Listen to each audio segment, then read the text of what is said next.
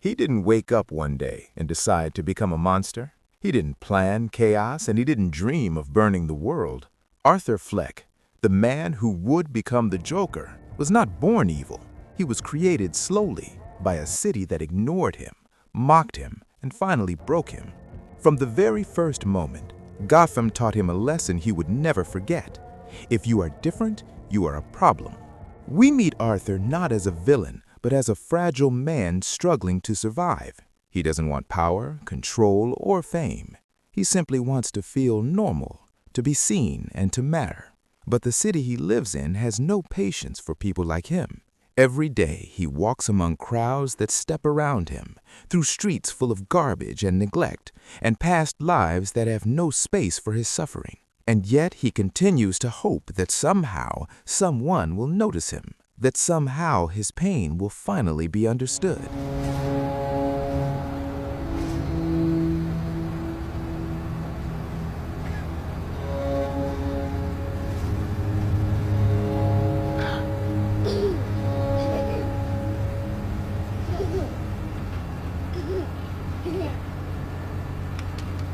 Disculpa, deja de molestar a mi hijo.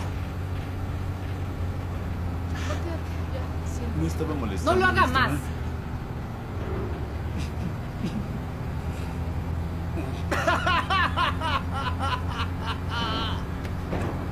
¿Qué? ¿Te estás burlando?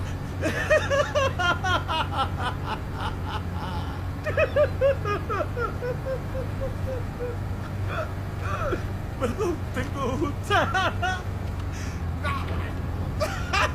Perdone que me ría. Tengo un trastorno. Atrás más. Es un trastorno médico que causa risa frecuente e incontrolable. Ocurre en personas con lesiones cerebrales o ciertos trastornos. Devuelve esta tarjeta.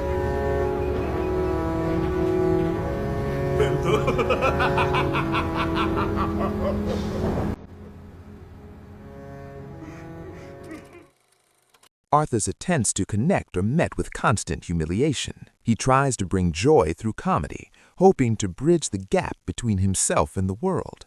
Yet each effort backfires. He is beaten in an alley, mocked on television, and dismissed everywhere he turns. The world does not acknowledge his suffering. It amplifies it. Every failure compresses inside him until he begins to understand a terrifying truth. The only way to be seen in Gotham is through disruption. And then, the subway incident happens. Many think it is the moment he becomes the Joker, but it is not. It is the moment his existence becomes real to the city, the moment his suffering finds an outlet, and that outlet gives him a sense of purpose he never had before. Violence is no longer a symptom, it is recognition. Killed those 3 Wall Street guys.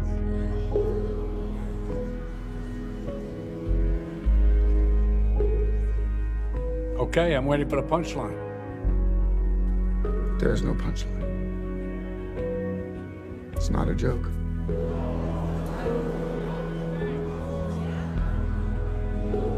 You're serious, aren't you? You're telling us you killed those 3 young men on the subway? Mm-hmm. And why should we believe you?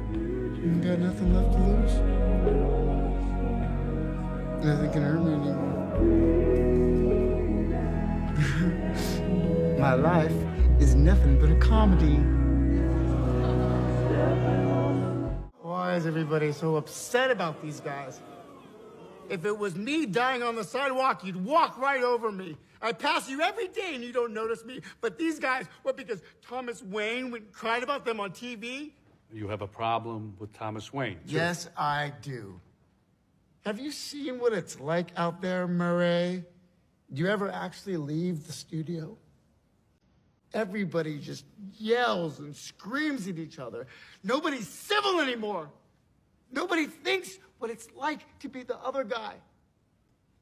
You think men like Thomas Wayne ever think what it's like to be someone like me? To be somebody but themselves? They don't. They think that we'll just sit there and take it like good little boys, that we won't werewolf and go wild.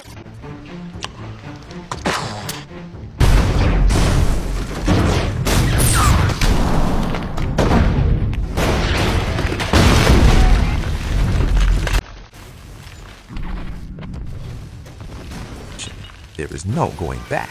Society's hypocrisy becomes clear. Gotham ignored Arthur when he suffered quietly, but celebrates him when he becomes a symbol of violence. Protesters wear clown masks, the media sensationalizes him, and the crowds cheer. Arthur doesn't become a villain because he wants to destroy. He becomes the Joker because the world already destroyed him. Murray Franklin, who could have represented understanding, becomes the final betrayal, turning Arthur into entertainment. It is not rage that drives the Joker, but the desire to be seen, to finally matter. By the time Arthur steps fully into his new identity, he has surrendered any hope of returning to who he once was. The Joker is not freedom. It is release from responsibility, release from doubt, release from trying to be someone the world will accept. He smiles not because he is powerful, but because he no longer seeks permission to exist. The city that ignored him for so long finally notices, and the man who suffered quietly has vanished, replaced by the legend of the Joker. And so, when we watch the Joker laugh, it is not chaos for chaos's sake. It is the echo of neglect. It is the proof of what happens when a person is ignored, mocked, and discarded long enough. Arthur Fleck was not born evil. He was abandoned. And Gotham made the Joker.